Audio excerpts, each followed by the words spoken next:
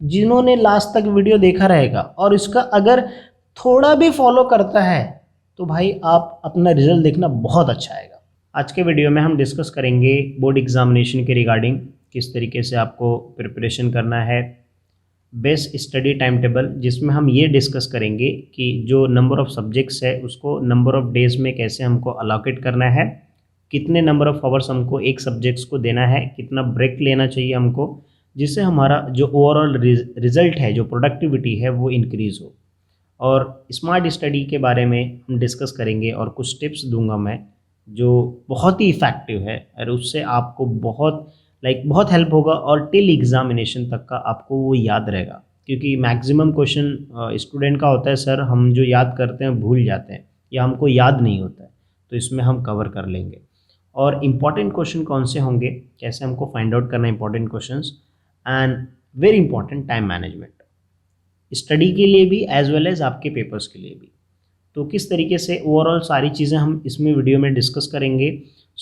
अगर कोई student arts student है या साइंस स्टूडेंट है या कॉमर्स स्टूडेंट है या एचएससी है या कोई दूसरे बोर्ड से है तो ये वीडियो फॉलो कर सकता है। क्योंकि देखो मोस्टली मैं कॉमर्स से रिलेटेड वीडियोज डालता हूँ, लेकिन अगर आप साइंस स्टूडेंट हो, आर्ट्स स्टूडेंट हो या आप 10th में हो तो भी आप ये जो है फॉलो कर सकते हो, बिकॉज ये सारी चीज़ें जो है वर्क अप्लाई होती है सभी बोर्ड एग्जामिनेशन के लिए।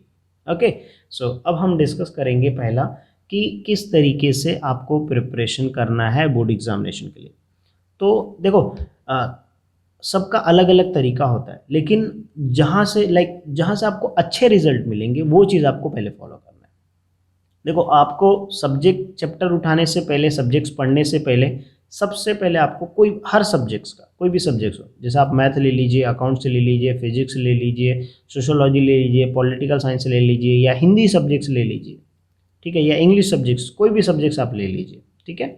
सबसे पहले आपको क्या करना है, आइडेंटिफाई करना है कि वेटेज क्या है। अब क्या होता है कि जब हम चैप्टर वाइज देखते हैं तो कौन से चैप्टर का वेटेज होता है, ठीक है, उससे हमको पता चल जाता है, ठीक है। जैसे मैं आपको यहाँ पे बताता हूँ एक, अब देखिए ये महाराष्ट्र बोर्ड की तरफ से पीडीएफ आया था जिसमें हर चैप्टर का वेटेज दिया गया है, ठीक है। ऐसा आपको हर सब्जेक्ट्स के वेटेज मिलेंगे। अगर आपके पास ऐसा पीडीएफ नहीं है तो आप जो है जो महाराष्ट्र बोर्ड की वेबसाइट है या जो आपका पर्टिकुलर बोर्ड है या आपके कॉलेज के टीचर्स, उनसे आप ये चीज़ डिमांड कर सकते हो कि मैम या सर आप मुझे जो है वेटेज प्रोवाइड कीजिए, कोई पीडीएफ जिसमें वेटेज मेंशन हो, ठीक है।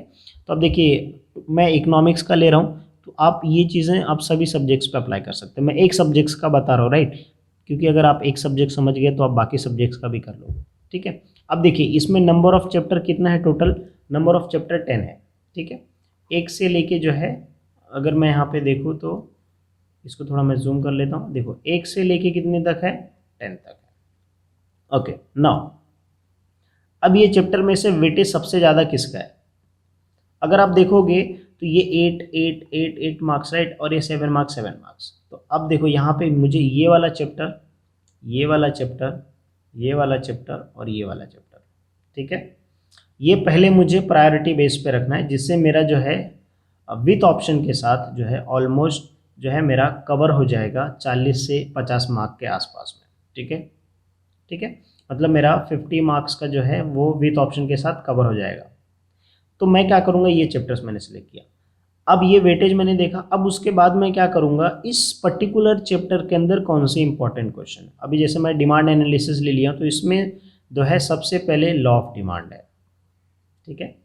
लॉ ऑफ डिमांड के अंदर एजम्पशन है, एक्सेप्शन है, तो वो मैं क्वेश्चन नहीं छोड़ूंगा, वो कर लूँगा मैं, ठीक है। इलास्टिसिटी में दो इंपॉर्टेंट क्वेश्चन है, एक टाइप्स ऑफ प्राइस इलास्टिसिटी और measurement, okay, measurement of elasticity of demand, वो क्वेश्चन। तो ये जो इंपॉर्टेंट, मतलब आप जो है वेटेज वाले चैप्टर्स को सिलेक्ट करो और उसमें से कौन कौन से इंपॉर्टेंट क्वेश्चन बनते हैं। अभी जैसे नेशनल इनकम है तो उसमें जो है डिफ़िकल्टीज़ वाला जो ऑप्शन है, मतलब डिफ़िकल्टी वाला क्वेश्चन है, वो क्या हो गया, इंपॉर्टेंट क्वेश्चन हो गया, difficulties of measuring national income.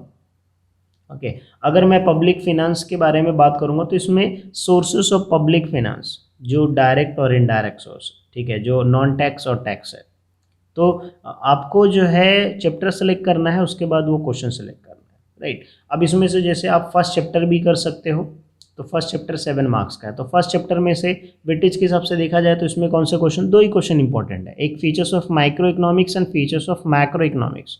अगर आप फीचर्स कर लेते हो तो इसके importance of micro economics, importance of macro economics, दोनों में फीचर्स के कुछ 2-2 3-3 पॉइंट्स सिमिलर है, आप लिख सकते हो। ओके, सब्जेक्ट स्टडी मटेरियल, तो देखो आपको चैप्टर सेलेक्ट करना है, वेटेज देखना है, वेटेज के बाद उसके अंदर इंपॉर्टेंट क्वेश्चन कौन सा है वो एनालाइज करना है। अब मान लीजिए जैसे आप फिजिक्स कर रहे हो, तो फिजिक्स का आप देखो कौन से चैप्टर का वेटेज ज़्यादा है और उस चैप्टर के अंदर कौन कौन से टॉपिक है जो इंपॉर्टेंट है। ओके, और वो सारे टॉपिक आप कवर कर लो, तो उससे क्या होगा कि आपका एक्चुअली नॉलेज भी बढ़ेगा, मतलब वो टॉपिक के बारे में आपको बहुत अच्छे से पता रहेगा। आपने थोड़ा जो स्टडी है वो क्या कर दिया है, पूरा एनालाइज करके फिर वो पर्टिकुलर्स लेके आया, तो उसको पूरा अच्छे से पढ़ोगे तो आपको ज़्यादा वक्त तक क्या रहेगा, आपको इतना बिलीफ रहेगा कि हाँ मैंने ये एटलीस्ट 50% सिलेबस किया है।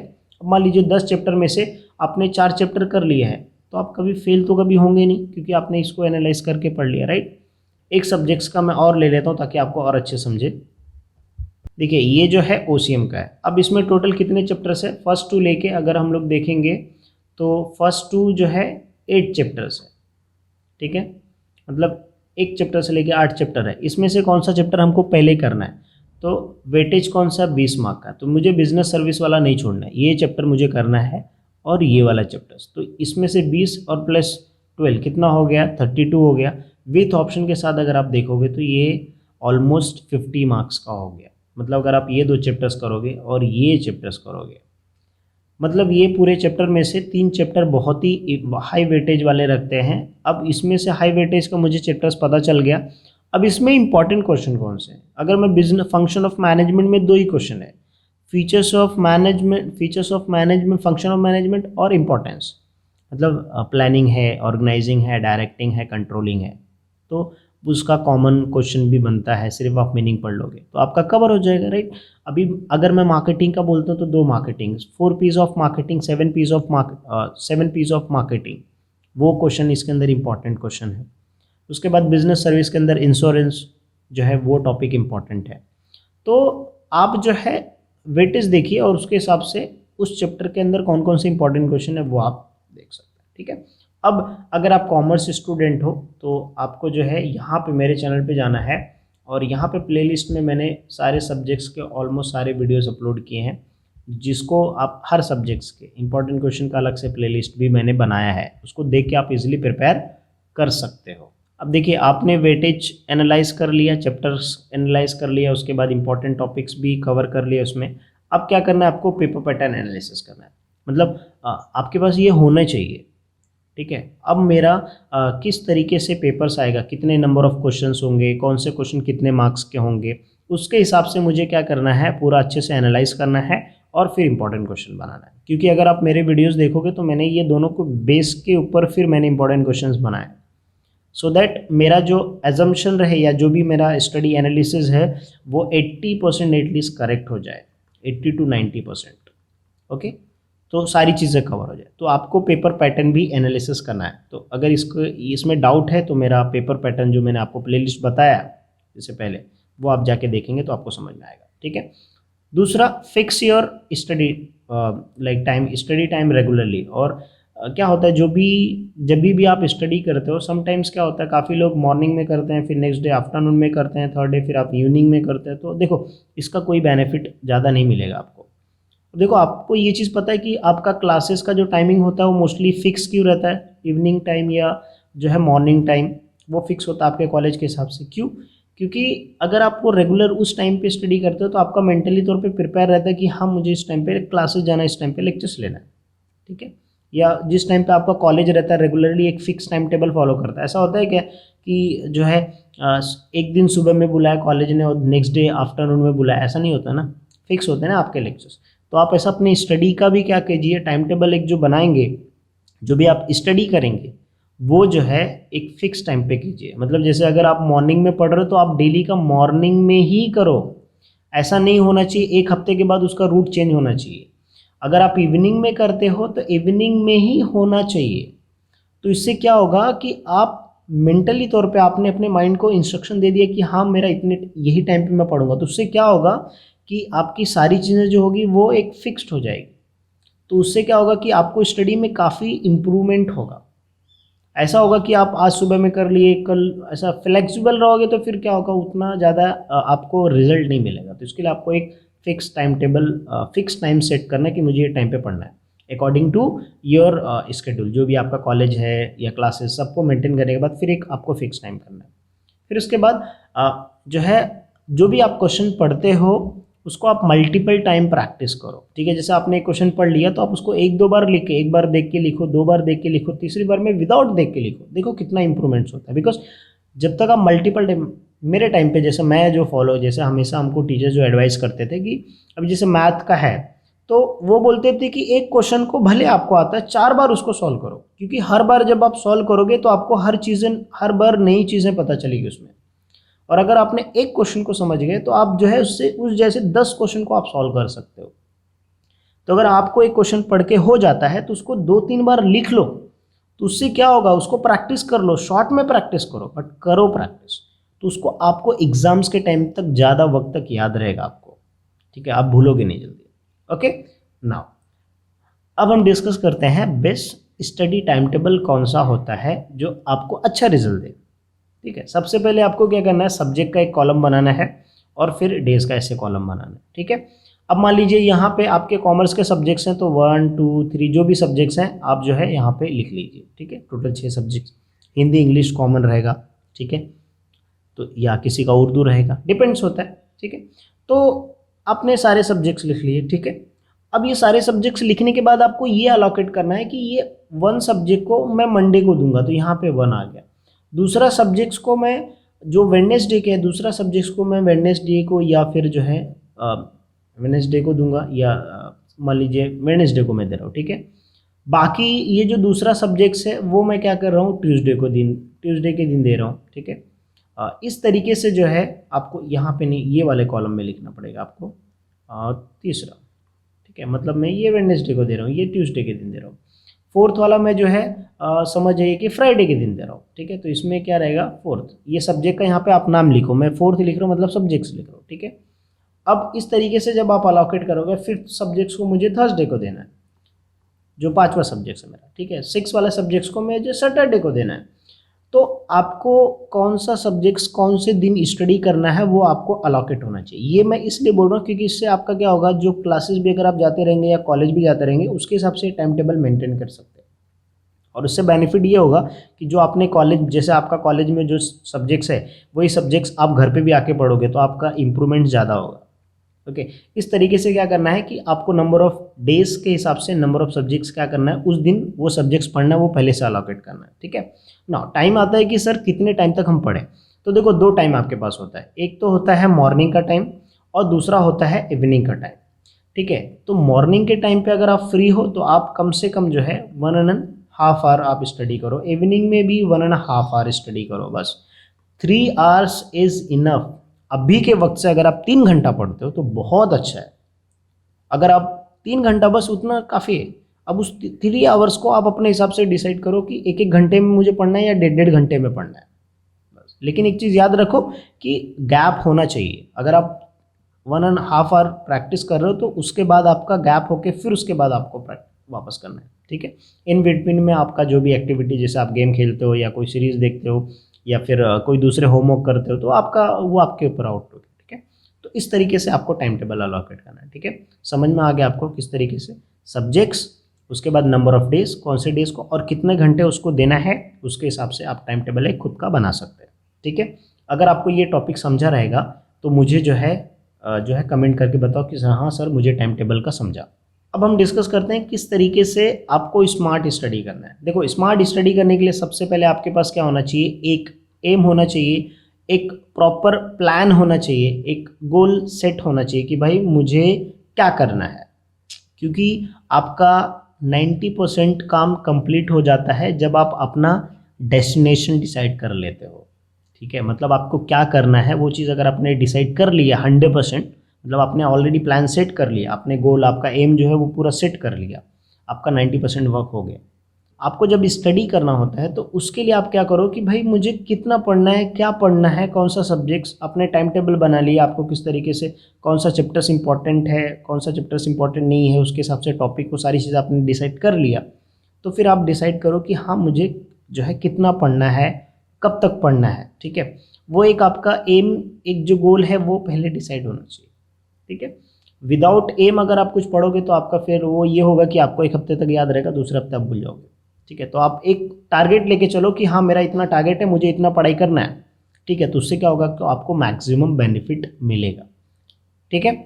उसके बाद ये टाइम टेबल के हिसाब से आप एम बनाओ कि मुझे 2 क्वेश्चन एक दिन में पढ़ना है, मुझे 3 क्वेश्चन एक दिन में पढ़ना है, उसके हिसाब से पढ़ो, राइट। उसके बाद आपको सबसे इम्पोर्टेंट माइंड मैपिंग। आपको माइंड मैपिंग मतलब होता है ट्री डायग्राम्स। अब मान लीजिए कि जैसे आपने एक फीचर्स पढ़ा तो उसके 10 पॉइंट है या 5 पॉइंट है, तो उस 5 पॉइंट का एक ट्री डायग्राम बना लो और उसका छोटा सा कार्ड बना लो, जैसे रेड कार्ड, येलो कार्ड, या आपके पेजेस का भी आप एक पेज को 4 पेज में डिवाइड करो और हर पेज पे मतलब हर 4 टुकड़े मतलब जैसे कार्ड जैसा हो गया, राइट। तो उस कार्ड पे आप एक क्वेश्चन का सारे पॉइंट्स लिख लो, सब पॉइंट्स लिख लो, ठीक है। तो एटलीस्ट आपको ये रहेगा कि आपने क्या पढ़ा है, वो चीज़ आपको याद रहेगी। जब आप भूल जाओगे तो वो कार्ड वापस से निकालो, देख लो, फिर आपको क्या हो जाएगा, विदिन 5 मिनट्स के अंदर आप पूरा रिवीजन कर सकते हो, है ना। क्योंकि जब आप बुक ओपन करोगे तो इट विल सेम लाइक, हमेशा ऐसा लगेगा कि भाई वो नया नया है, ठीक है।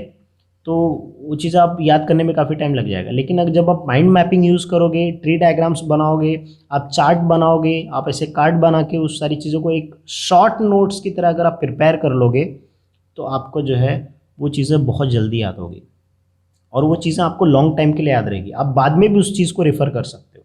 आज भी बहुत सारे कंसेप्ट को पढ़ाने के लिए जो मैंने 4 साल पहले लिखे थे नोट्स, जब मैं पढ़ रहा था उस टाइम का नोट्स मैं अभी भी यूज़ करता हूँ, राइट। एंड मोस्ट इंपॉर्टेंट, आपको रिवीजन करना है। जब भी आप सोने से पहले 10 मिनट पहले, 15 मिनट पहले जो भी आपने दिन भर में पढ़ाई की है उसका रिवीजन करना बहुत ज़रूरी है। क्योंकि जब आप सोने से पहले रिवीजन करते हो तो आपका मेंटली तौर पे आपका जो सबकॉन्शियस माइंड होता है वो धीरे धीरे वर्क करता है एंड फिर सुबह में आप वापस पढ़ोगे तो उससे क्या होता है कि आपका माइंड पूरा फुली प्रिपेयर्ड होता है कि हाँ आपने एक्चुअल में क्या पढ़ा। और वो जब रेगुलरली करने लगते हो तो आपको जो है बहुत टाइम तक याद रहता है वो concept. Okay, so I am sure अगर ये भी आपको समझा है कि किस तरीके से स्मार्ट स्टडीज़ में कौन सा टॉपिक आपको माइंड मैपिंग है कौन सा अच्छा लगा, तो आप ज़रूर जो है कमेंट करके बताना कि सर माइंड मैपिंग का भी मुझे समझा। अब बात आती है सर इंपॉर्टेंट क्वेश्चन कैसे फाइंड आउट करें। तो इसके लिए सिंपल है, ये जो मेरे वीडियोस हैं जो मैंने मेरे चैनल पे अपलोड करके रखे हैं, जो इम्पोर्टेंट क्वेश्चन का ये जो है ओसीएम का या दूसरे अकाउंट सब्जेक्ट्स का, तो ये सारे वीडियोस देख के आप, जैसे आप मान लीजिए आप आर्ट्स स्टूडेंट हैं तो आप क्या कीजिए कि आप ऐसा कंसिडर कीजिए कि मेरा ये सब्जेक्ट्स है, इसके अंदर ये चीज़ें मुझे फॉलो करनी है और उसके बाद से आप easily important question find out कर सकते हैं। क्योंकि इंपॉर्टेंट क्वेश्चन किसके बेस पे निकलता है, देखो सबसे पहले उसका वेटेज, उसका पेपर पैटर्न, वो दोनों देख लिया, उसके बाद से आप इजीली जो है उस चैप्टर के अंदर से इंपॉर्टेंट क्वेश्चंस निकाल सकते हो, ठीक है। So important question find out करना इट्स वेरी इजी। सिर्फ आपको ये चीज़ पता होना चाहिए कि आपका पेपर किस तरीके से, कौन कौन कितने क्वेश्चंस होंगे, किस तरीके से कितने मार्क का क्वेश्चंस होगा और कौन सा चैप्टर ज़्यादा इंपॉर्टेंट है, कौन सा चैप्टर ज़्यादा वेटेज है, उसके अंदर कौन कौन से टॉपिक इंपॉर्टेंट हो सकते हैं, राइट। वो अगर आप एनालिसिस कर लोगे तो आपका इंपॉर्टेंट क्वेश्चंस ईजिली प्रिपेयर हो जाएगा। तो आई एम श्योर आपको ये भी समझा रहेगा, ठीक है। अब हम लास्ट में डिस्कस करते हैं कि सर टाइम मैनेजमेंट हमको कैसे करना है। देखो टाइम मैनेजमेंट करने के लिए सबसे पहले आपका प्लान होना चाहिए। अब मान लीजिए कि जैसे एग्जांपल के तौर पे अगर मुझे सुबह से लेकर शाम तक क्या क्या करना है, मैं रात में सोने से पहले क्या किया कि एक दिन के पहले का एक्टिविटी में क्या क्या प्रिपेयर कर लीजिए, राइट। जैसा अब मान लीजिए आप 13 तारीख है, अब मैं रात में सोने से पहले क्या करूँगा, 14 नवंबर को मुझे क्या करना है वो मैं पहले से प्रिपेयर कर लूँगा कि मुझे कितने वीडियोस रिकॉर्ड करना है, कितने आर्टिकल्स लिखना है, कितने मुझे लेक्चर्स लेना है, कितने ऑनलाइन लेक्चर्स लेना है, कितने वीडियो रिकॉर्ड लेक्चर्स लेना है, वीडियो रिकॉर्ड लेक्चर्स बनाना है। वो सारी चीज़ें जो है मैं 13 तारीख को सोने से पहले प्रिपेयर करके रख लूँगा और सुबह में सबसे पहले उठ के मोबाइल नहीं, पहले वो प्लान देखूँगा कितने बजे मुझे क्या क्या करना है। तो सेम वे आप क्या कर सकते हो, डे रूटीन या तो वीकली बेसिस पे आप खुद का प्लान कर सकते हो। जैसे हम जब जॉब करते थे तो हमारा शिफ्ट डिसाइड हो जाता था कि हम मॉर्निंग में जॉब करेंगे, लाइक मॉर्निंग में 9 to 6 PM तक हमको रहेगा या 5 PM तक रहेगा, या तो फिर हमको जो है आफ्टरनून में 2 से लेके 9 बजे तक रहेगा, या फिर रात को मतलब जो नाइट ड्यूटी रहता था वो 5 से लेके रात को 2 या 3 बजे तक रहेगा। वो सारी चीज़ें हमको डिसाइड कर दी जाती थी पहले, एक हफ्ता पहले, और उसके अकॉर्डिंगली हम लोग क्या करते थे, वर्क करते थे, जो बड़ी बड़ी कंपनीज होती है। तो सेम वे आप अपने स्टडी में भी क्या कर सकते हो कि अपना रूटीन पहले से डिसाइड करके आपके कॉलेज का टाइमिंग, आपका खेलने का वक्त, आपका गेमिंग खेलने का वक्त, आपका जो है जो भी सीरीज़ देखते हो या जो भी मैच देखते हो, सारी चीज़ें वो सबका साइड में रख के उसके हिसाब से आप एक खुद का प्लान रूटीन बनाओ और वो कार्ड डेली स्ट्रिक्टली उस चीज़ को फॉलो करो। अगर आप ये चीज़ करते हो, देखो हर कंपनी फॉलो करती है, इसके लिए वो कंपनी प्रॉफिट में जाती है, इसके लिए वो कंपनी आगे बढ़ती है। इसलिए अगर आपको भी स्टडी में अगर आपको आगे चल के बढ़ना है, लाइक आपको नॉलेज चाहिए, आपको सारी चीज़ें, तो उसको आपको स्ट्रिक्टली फॉलो करना पड़ेगा। ये टाइम मैनेजमेंट दोनों बहुत इंपॉर्टेंट है। अब बता दिए सर, पेपर का जब एग्ज़ाम्स के लिए हमको जब हम पेपर्स लिखेंगे तो कैसे हमको टाइम मैनेजमेंट करना है। उसके लिए सिंपल है कि आप क्या कीजिए, प्रैक्टिस कीजिए सिंपल पेपर। आप सिंपल पेपर्स आपको कहाँ पे मिलेंगे, अगर आप कॉमर्स स्टूडेंट हो तो मेरे वेबसाइट पे आपको मिल जाएगा सिंपल पेपर्स, और वो सिंपल पेपर्स देख के आप इजीली प्रिपेयर कर सकते हो, राइट। अगर आपके पास नहीं है सिंपल पेपर्स तो आगे चल के जो है आपको मार्केट में बहुत सारे बुक्स अवेलेबल हैं डिफरेंट ऑथर्स के, ठीक है, वो बुक्स आप अवेलेबल कर सकते हो, वो बुक्स आप जाके जो है बाय करके उसको जो है प्रैक्टिस कर सकते हो सिंपल पेपर। या आपके कोई ऐसे दोस्त रहेंगे जिनके पास वो सिंपल पेपर्स मिला रहेगा उस पर्टिकुलर क्लासेस से। अब मान लीजिए कि आपके दोस्त 10 रहेंगे, उसमें से कम 5 अलग अलग क्लासेस में जाते रहेंगे, वहाँ से सिंपल पेपर्स उनको मिलता रहेगा। नहीं मिलता तो बोलो सर मुझे सिंपल पेपर दो प्रैक्टिस करने के लिए, मांगो, आप पैसा पे कर रहे हो सो आस्क देम कि सर दो मुझे सिंपल पेपर प्रैक्टिस करने के लिए। सो हर सब्जेक्ट का सिंपल पेपर निकाल के उसको प्रैक्टिस करो आप।